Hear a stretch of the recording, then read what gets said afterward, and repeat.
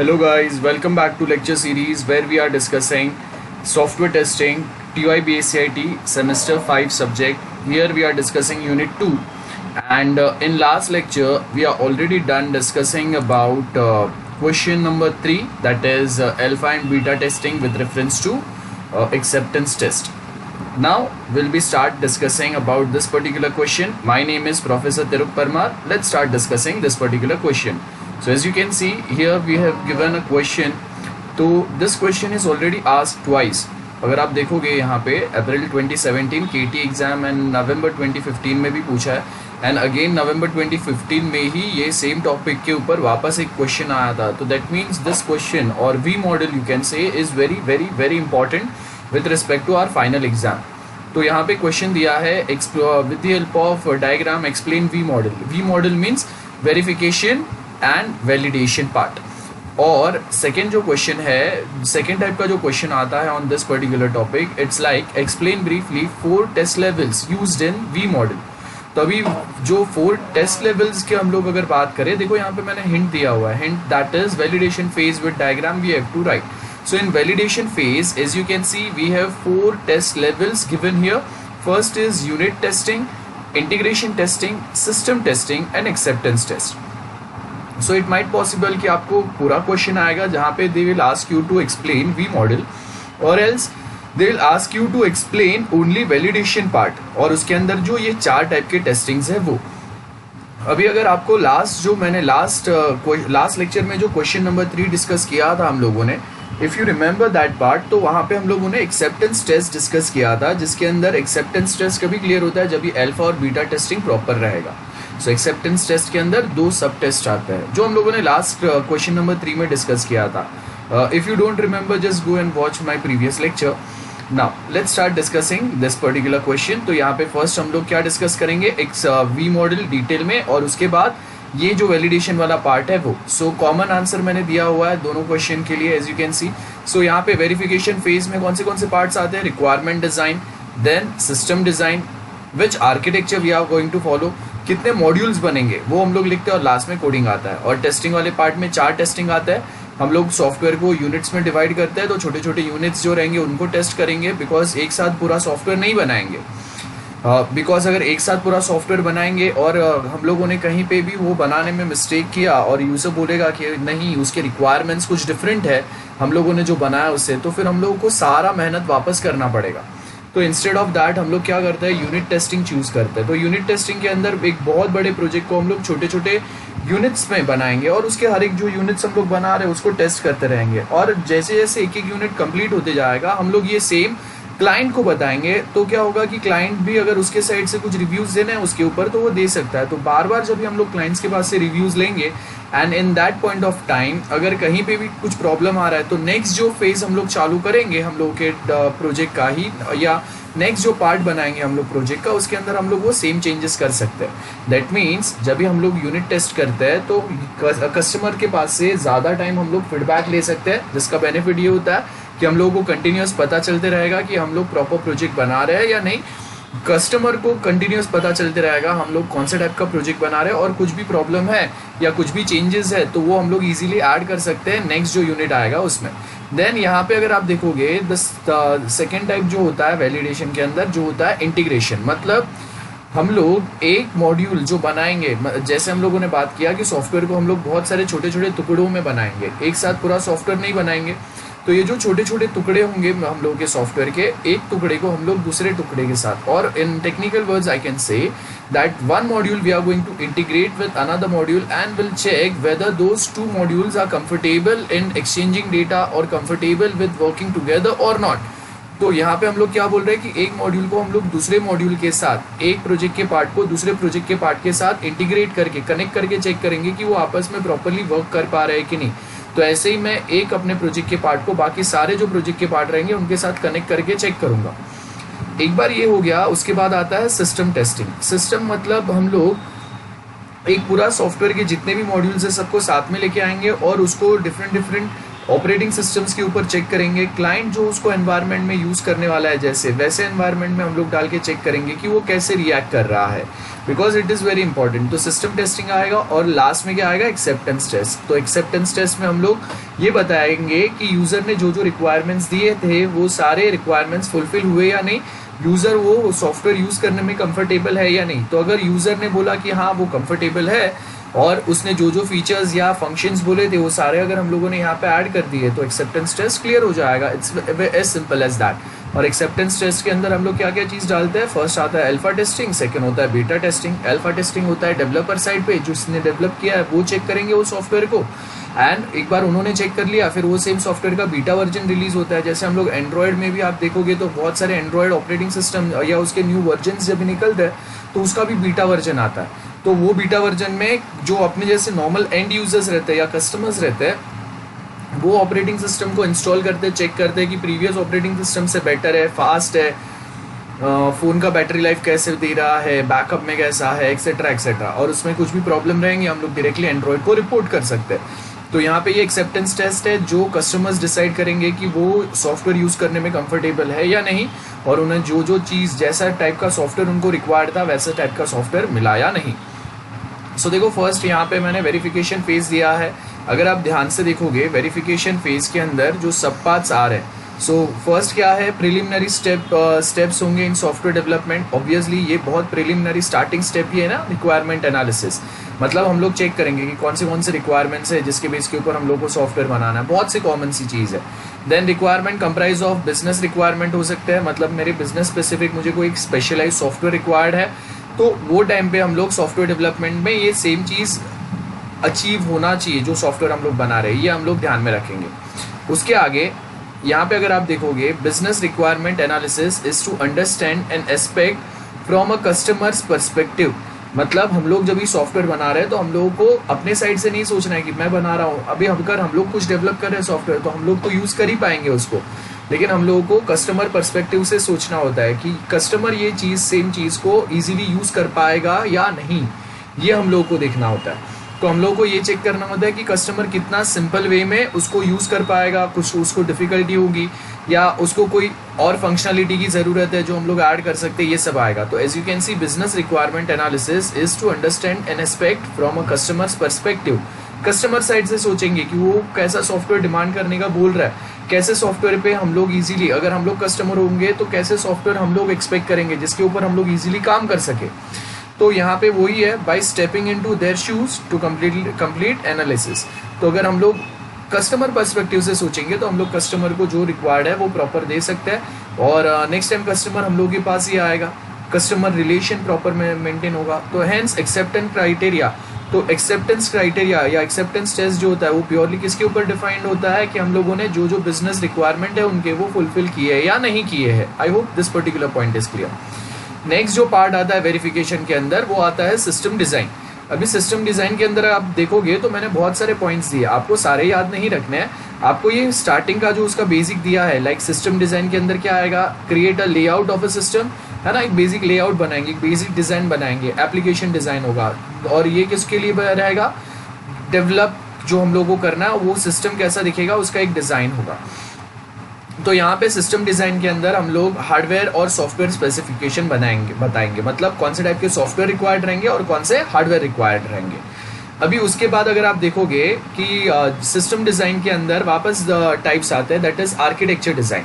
तो architecture design जो रहेगा जहाँ पे हम लोग टेक्निकल मेथोडोलॉजीज़ जो कौन से अडॉप्ट करने वाले हैं, कौन से टेक्नोलॉजीज़ हम लोग यूज़ करेंगे, जैसे हम लोग जावा यूज़ करेंगे, PHP यूज़ करेंगे अपने सॉफ्टवेयर डेवलपमेंट के लिए। अगर मुझे क्लाउड सपोर्ट देना है और मेरा डेटाबेस अगर बहुत बड़ा है तो हम लोग बिग डेटा भी यूज़ कर सकते हैं, जो हम लोग को एफिशिएंट वे में यूज़र्स के डेटा को सेग्रीगेट करने के लिए और उसमें से जो भी रिक्वायर्ड इन्फॉर्मेशन है उसको इजीली फेच करने में, बहुत कुछ काम होता है। तो हम लोग ये डिफाइन करेंगे। तो अगर आप देखोगे यहाँ पे हम लोग को बोला है आर्किटेक्चर डिज़ाइन जो है उसको हम लोग हाई लेवल डिज़ाइन भी बोलते हैं। तो हाई लेवल डिज़ाइन क्यों बोल रहे हैं, बिकॉज यहाँ पे हम लोगों को हम लोग एक ऐसे डिज़ाइन बनाएंगे जिसके थ्रू हम लोग डायरेक्ट सॉफ्टवेयर बना सके। तो जैसे DFT डायग्राम्स होते हैं, data flow diagram, ER diagram होते हैं, डेटाबेस कैसा डिज़ाइन होगा, एल्गोरिथम बनाएंगे, फ्लो चार्ट बनाएंगे, ये हाई लेवल डिज़ाइंस होंगे। उसके बाद नेक्स्ट जो डिज़ाइन आता है वो आता है मॉड्यूल डिज़ाइन। तो मॉड्यूल डिजाइन को हम लोग लो लेवल डिजाइन भी बोलते हैं, ये अभी लो लेवल डिजाइन है। तो यहाँ पे क्या होगा, हम लोग जो मेन लॉजिक लिखेंगे ना, हम लोगों को अगर कोई एल्गोरिदम लिखना है तो उसका लॉजिक क्या रहेगा, वो हम लोग यहाँ पे लो लेवल डिजाइन पे बनाएंगे। I hope it is clear. Then एक बार ये डिजाइन वाला पार्ट कंप्लीट हो गया तो उसके बाद क्या आएगा, कोडिंग आएगा। तो यहाँ पे हम लोग क्या करेंगे, जो भी हम लोगों ने डिजाइन बनाया है अब तक, वो डिजाइन को यूज करके हम लोग अपना प्रोजेक्ट कोड करना स्टार्ट करेंगे। It is as simple as that. I hope it is clear, बहुत सिंपल है। नेक्स्ट जो है आप देखोगे तो वैलिडेशन फेज है। अभी वैलिडेशन फेज मैंने ऑलरेडी एक्सप्लेन कर दिया है। फर्स्ट क्या आएगा, यूनिट टेस्टिंग। तो हम लोग छोटे छोटे यूनिट्स को क्या करेंगे, चेक करेंगे। मेन पर्पस क्या रहेगा, to remove the bug. Obviously जो भी टेस्ट करते हैं उसका मेन काम क्या रहता है, बग रिमूव करना, यही उसका मेन काम होता है। उसके आगे क्या आएगा, इंटीग्रेशन टेस्टिंग। मतलब हम लोगों ने देखो यहाँ पे दिया हुआ है, collaborate pieces of code together to verify that they perform as a single entity. मतलब अभी हम लोग ये सारे जो छोटे छोटे हम लोगों ने एक सॉफ्टवेयर के छोटे छोटे पार्ट बना, उसको क्या करेंगे, एक पार्ट को दूसरे पार्ट के साथ ऐड करके कनेक्ट करके चेक करेंगे कि वो आपस में as a single software work कर पा रहे हैं या नहीं। उसके बाद आएगा सिस्टम टेस्टिंग।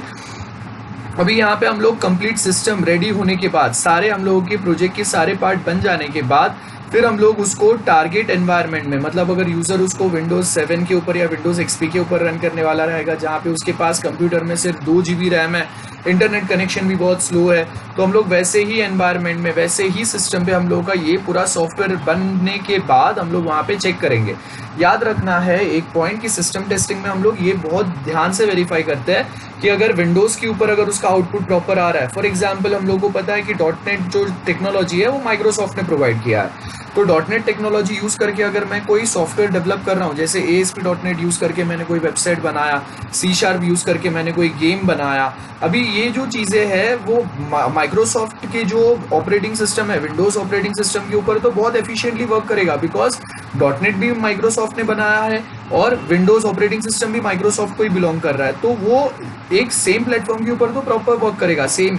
लेकिन हम लोग को ये भी ध्यान में रखना है कि अगर हम लोग वो सेम C# में बने हुए गेम को या ASP में बने हुए वेबसाइट को अगर हम लोग कोई दूसरे ऑपरेटिंग सिस्टम, कोई दूसरे प्लेटफॉर्म पे ट्राई करें, तो भी वो बहुत एफिशिएंटली वर्क होना चाहिए, ऐसा ही आउटपुट मिलना चाहिए जैसे उसका विंडोज पे मिल रहा है। ये सबसे मेन एक इंपॉर्टेंट टास्क होता है। I hope system testing clear है। उसके बाद जो नेक्स्ट पार्ट आता है, उसके बाद जो नेक्स्ट पार्ट है वो है acceptance test.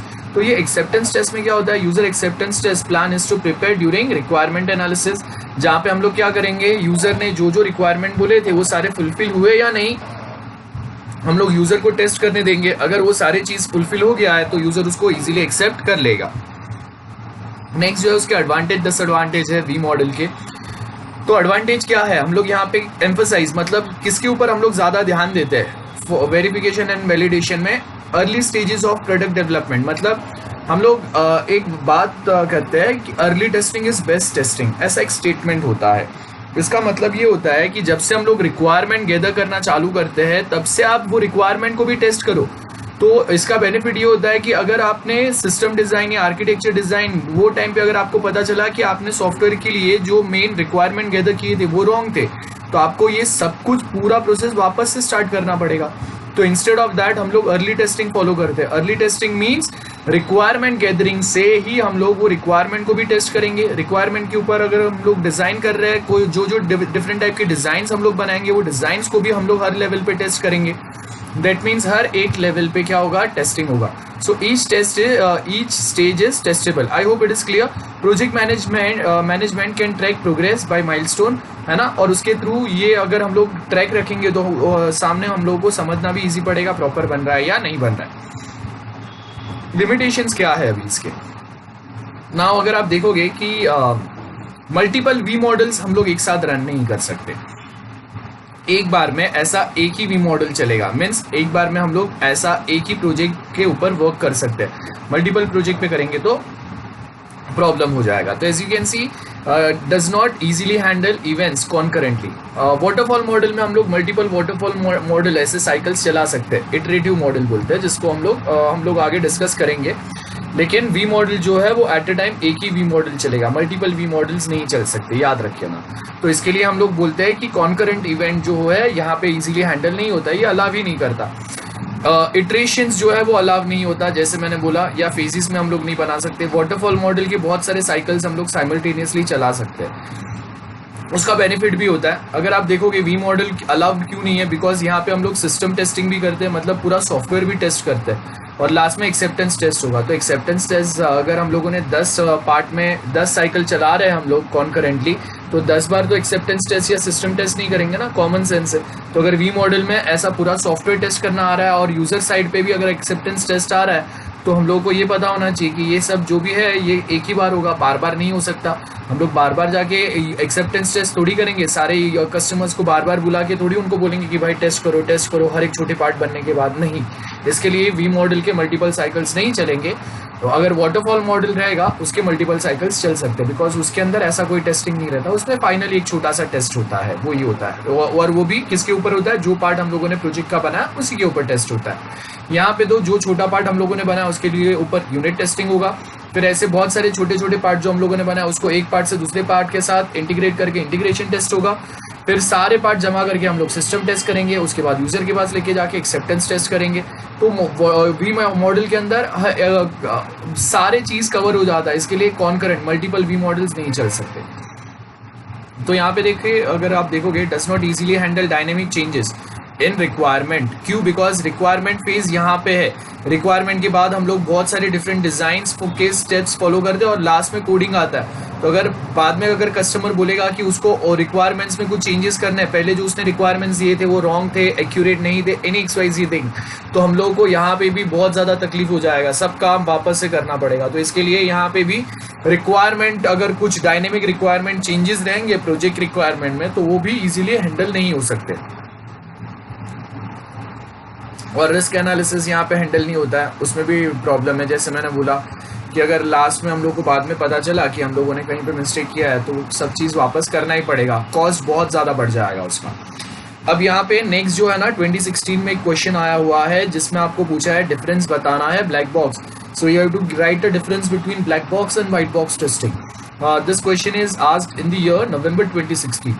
Now, just to make this thing simple, I have also added one extra point here. As you can see, gray box also I have added here. This is black box, this is white box, and center one जो है ये है gray box. अभी black box के अंदर होता क्या है, ब्लैक बॉक्स आपको दिख रहा है, ब्लैक बॉक्स मीन्स अंदर क्या है कुछ पता नहीं चलता है, ब्लैक है पूरा, दैट मीन्स ट्रांसपेरेंट नहीं है। इसके लिए हम लोग इसको ब्लैक बॉक्स टेस्टिंग बोलते हैं। मतलब जो यूजर सॉफ्टवेयर को टेस्ट करेंगे वो यूजर को सॉफ्टवेयर के अंदर क्या है, सॉफ्टवेयर का इंटरनल स्ट्रक्चर क्या है, ये कुछ भी पता नहीं होता है। इसके लिए हम लोग इसको ब्लैक बॉक्स टेस्टिंग बोलते हैं। अगर आप देखोगे यहाँ पे क्या एल्गोरिदम, क्या टेक्नोलॉजी हम लोगों ने यूज किया है, कुछ भी आइडिया यूजर को नहीं होता है। सो इंटरनल्स नॉट नोन, है ना, यूजर्स को इंटरनल क्या सिस्टम चल रहा है, क्या एल्गोरिदम है, कुछ भी पता नहीं होता। अभी अगर व्हाइट बॉक्स टेस्टिंग की बात करें तो ये डेवलपर एंड पे होता है, और इसके लिए जो डेवलपर जिसने डेवलप किया है उनके ही कोई टेस्टिंग के लिए जो बंदे रहेंगे, वो या डेवलपर खुद भी ये सॉफ्टवेयर को टेस्ट करते हैं। दैट मीन्स डेवलपर टीम से ही अगर उसको कोई टेस्ट कर रहा है तो उन्होंने डेवलप किया, उनको इंटरनल पूरा नॉलेज रहेगा।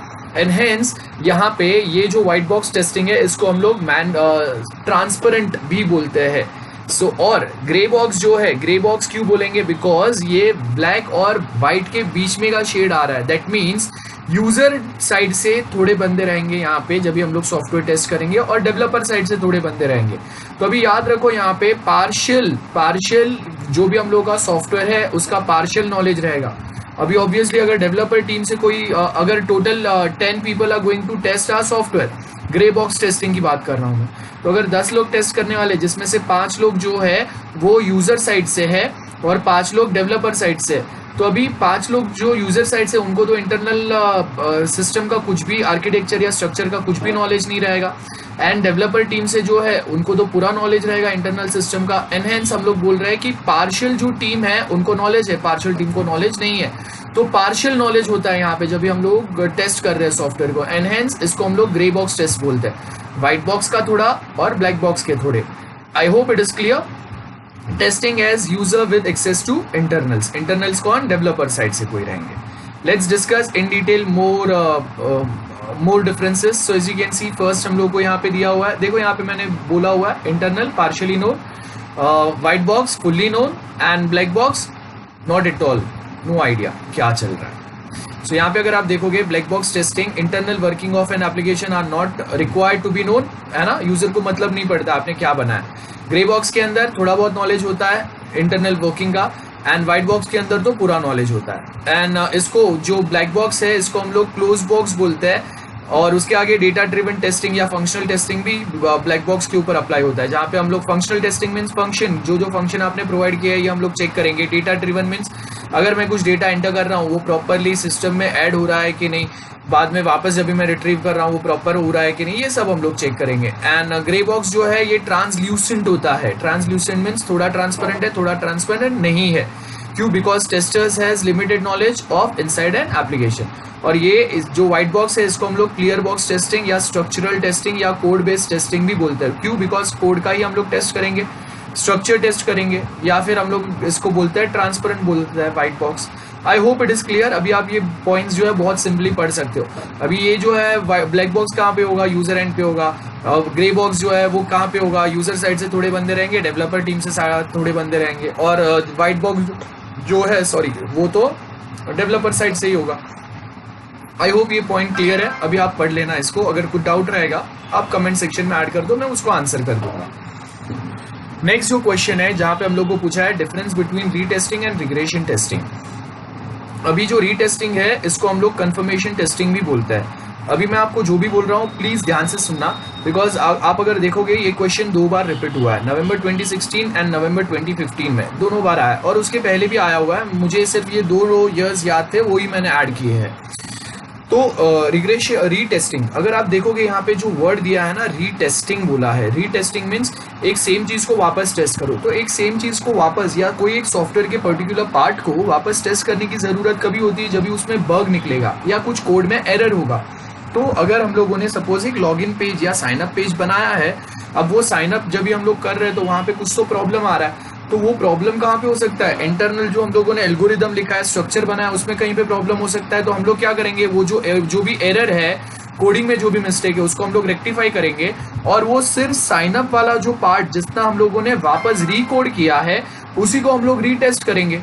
बराबर है? तो इसलिए उसको बोलेंगे रीटेस्टिंग। या फिर हम लोगों ने जो एरर सॉल्व किया है वहां पे, वो जो पार्ट पे एरर सॉल्व किया है ना, वो पार्ट को हम लोग वापस चेक करेंगे, कंफर्म करेंगे कि जो भी हम लोगों ने चेंजेस किए हैं, जो भी कोड हम लोगों ने मॉडिफाई किया है वो प्रॉपरली चेंज हुआ है कि नहीं। तो ये कंफर्म करते हैं, इसके लिए इसको बोलते हैं कंफर्मेशन टेस्टिंग या रीटेस्टिंग। एंड रिग्रेशन टेस्टिंग, इसका मतलब ये होता है कि अगर मैंने एक साइन अप वाले पेज के ऊपर कोड में कुछ चेंजेस किए हैं, तो उसके बाद ये हो सकता है कि एक साइड पे तो जो चीज प्रॉब्लम क्रिएट कर रहा था, एरर क्रिएट कर रहा था, वो तो सॉल्व हो गया, लेकिन इट माइट पॉसिबल कि उसने प्रोजेक्ट में या सॉफ्टवेयर में कोई दूसरे पार्ट पे, कोई दूसरे लोकेशन पे कुछ प्रॉब्लम क्रिएट कर दिया हो। बिकॉज बहुत बार ये होता है कि आप कोड में, प्रोजेक्ट में, या कोई एक फाइल के अंदर कोड में कुछ चेंजेस करो और वो कोई दूसरे साइड पे रिफ्लेक्ट हो सकता है। तो यहाँ पे हम लोग रिग्रेशन टेस्टिंग की बात करते हैं। मतलब जब भी हम लोग एक छोटा सा कोई बग मॉडिफाई करते हैं या रेक्टिफाई करते हैं या सॉल्व करते हैं, तो वो टाइम पे हम लोग वो सेम पार्ट के ऊपर रीटेस्टिंग या कंफर्मेशन टेस्टिंग कंफर्म करने के लिए कि वो बग सॉल्व हुआ कि नहीं, तो वो सॉफ्टवेयर के एक छोटे से पार्ट के ऊपर हम लोग रीटेस्टिंग या कंफर्मेशन टेस्टिंग तो करते हैं, लेकिन ये देखने के लिए कि जो हम लोगों ने चेंजेस किए हैं या जो कोड में मॉडिफिकेशन किए हैं उसने सॉफ्टवेयर में कोई दूसरे पार्ट के ऊपर कुछ प्रॉब्लम तो क्रिएट नहीं किया है। इसके लिए हम लोग पूरे सॉफ्टवेयर को वापस टेस्ट करना पड़ेगा हम लोगों को। तो वो जो पूरे सॉफ्टवेयर को हम लोग वापस टेस्ट करते हैं ना, उसको बोलते हैं रिग्रेशन टेस्टिंग। आई होप ये क्लियर है, बहुत क्लियर हो गया आप सबको।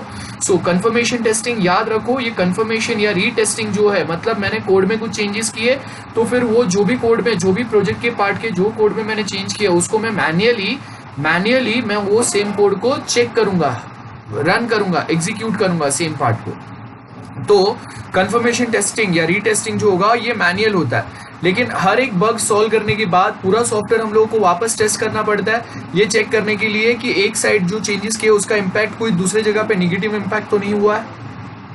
उसको हम लोग रिग्रेशन टेस्ट बोलते हैं। मीन्स बार बार पूरा सॉफ्टवेयर आपको वापस टेस्ट करना पड़ेगा। अब ये तो लॉजिकल नहीं है, तो मैन्युअली अगर ये करेंगे तो बहुत ज्यादा टाइम कंज्यूम हो जाएगा। इसके लिए रिग्रेशन टेस्टिंग जो है वो ऑटोमेटिक होता है, मतलब हम लोग सॉफ्टवेयर यूज करते हैं to test different other software. और कंफर्मेशन या रीटेस्टिंग जो है ये कैसे होगा, मैनुअल टेस्टिंग होगा।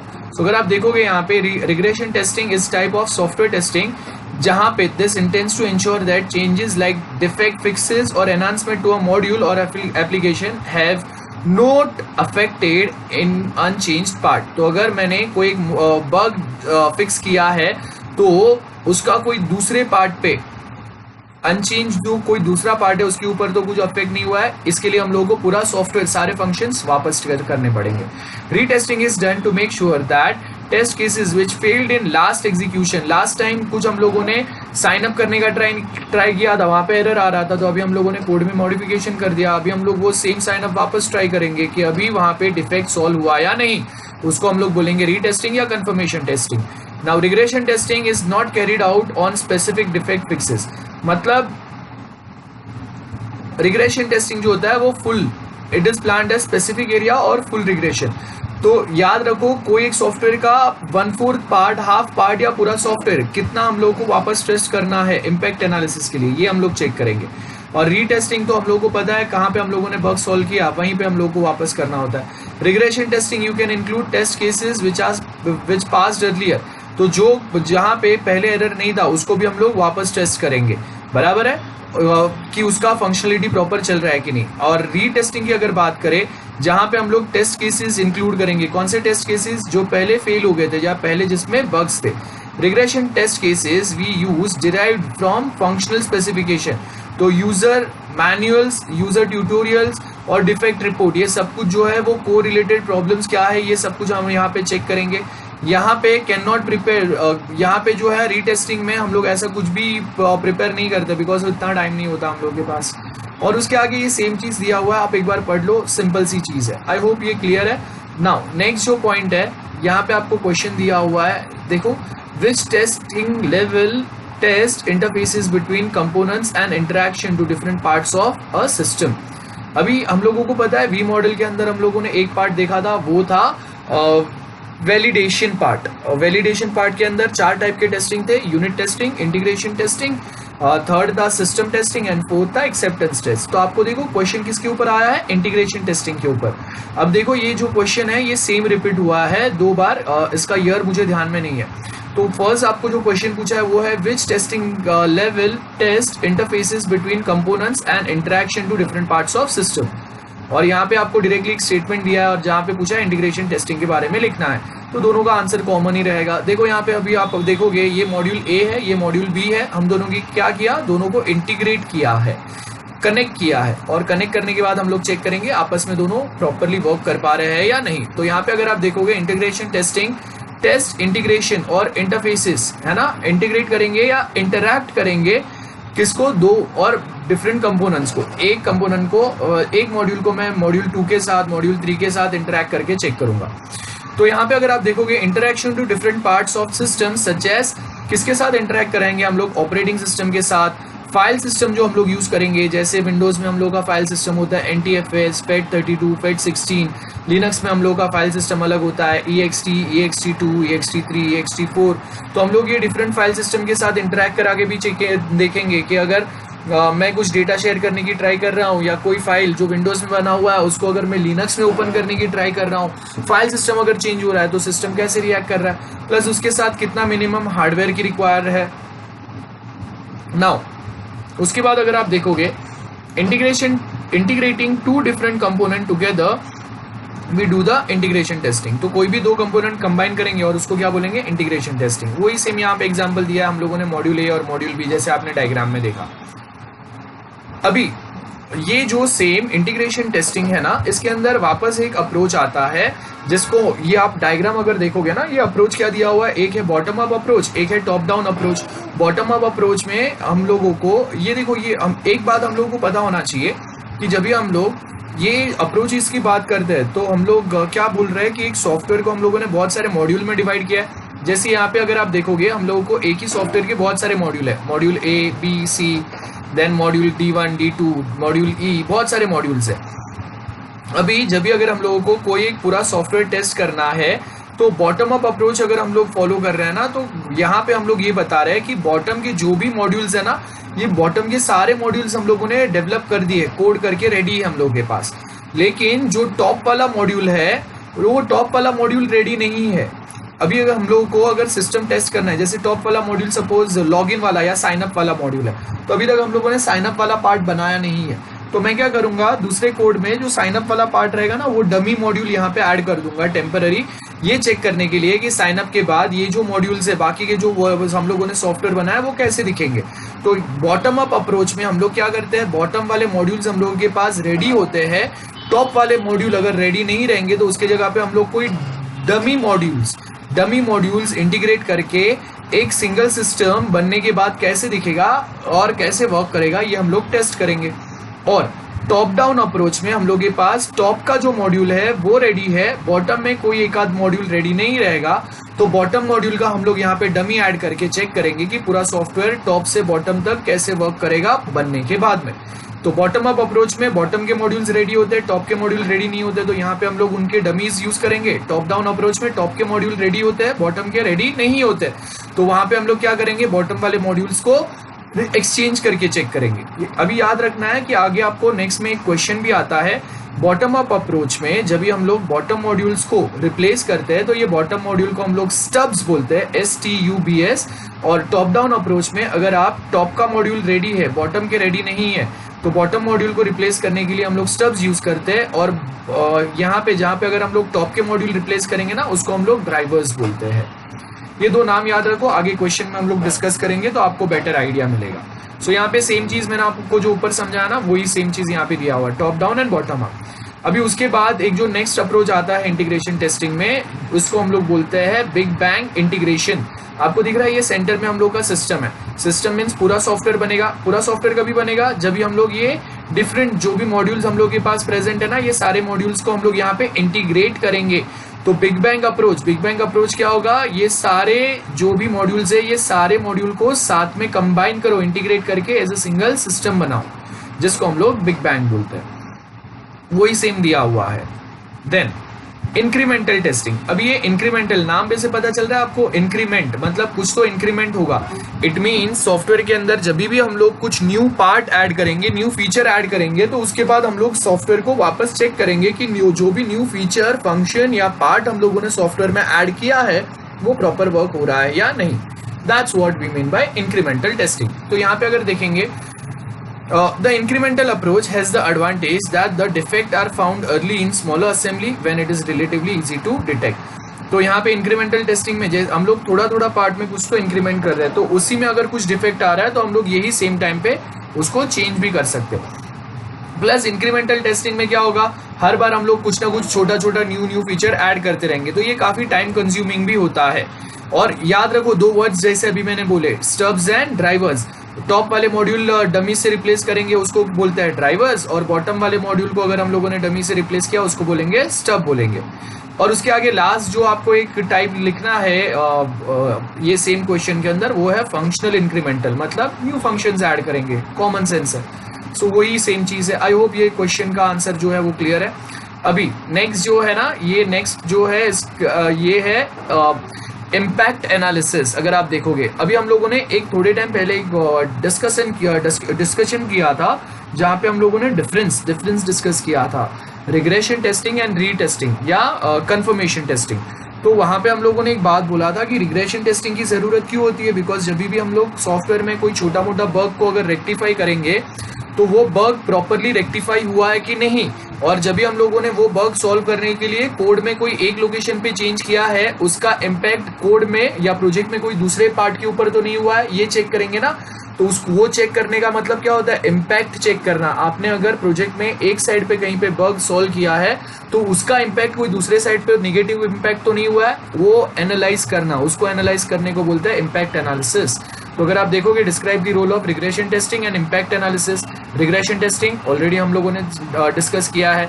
अभी ये सब किसके अंदर आता है, मेंटेनेंस फेज के अंदर। क्यों, मेंटेनेंस फेज के अंदर ही हम लोगों को छोटे छोटे बग्स मिलते हैं ना, जिसको हम लोग सॉल्व करने का ट्राई करते हैं। तो यहाँ पे देखो, यूजुअली मेंटेनेंस टेस्टिंग क्या क्या आएगा उसके अंदर, मेंटेनेंस मीन्स क्या, सॉफ्टवेयर बनने के बाद आपका अगर कस्टमर को कुछ प्रॉब्लम आता है तो डेवलपर जो है उनको हेल्प करते हैं ना, उसको मेंटेनेंस फेज बोलते हैं। तो मेंटेनेंस फेज के अंदर क्या क्या आएगा, फर्स्ट टेस्टिंग दी चेंजेस। अगर आपने कुछ भी न्यू फीचर ऐड किए हैं, कुछ चेंजेस किए हैं, बग सॉल्व किए, तो हम लोग क्या करेंगे, वो चेंजेस चेक करेंगे प्रॉपर हुआ है कि नहीं। अभी जब भी हम लोगों ने कुछ चेंजेस किए तो उसके साथ क्या करना पड़ेगा, वो सॉफ्टवेयर का वो पर्टिकुलर पूरा पार्ट या पूरा सॉफ्टवेयर को वापस टेस्ट करना पड़ेगा, जिसको हम लोग बोलते हैं रिग्रेशन टेस्टिंग। तो यहाँ पे अगर आप देखोगे regression testing to show that rest of the system has not been affected by the maintenance work, वो सेम चीज दिया हुआ है। In addition to testing what has been changed, maintenance testing includes extensive regression testing. याद रखो जब भी हम लोग कुछ चेंज करते हैं मेंटेनेंस पार्ट में, तो वो चेंज के साथ हम लोग क्या करते हैं, एक्सटेंसिव रिग्रेशन टेस्टिंग होता है। A major and important activity within maintenance testing is impact analysis.